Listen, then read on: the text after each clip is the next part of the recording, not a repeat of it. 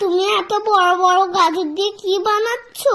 এই এত বড় বড় গাজর দিয়ে আমি গাজরের হালুয়া বানাচ্ছি। তুই খাবি আর দিদিকেও দিবি তো একটু হালুয়া। হ্যাঁ।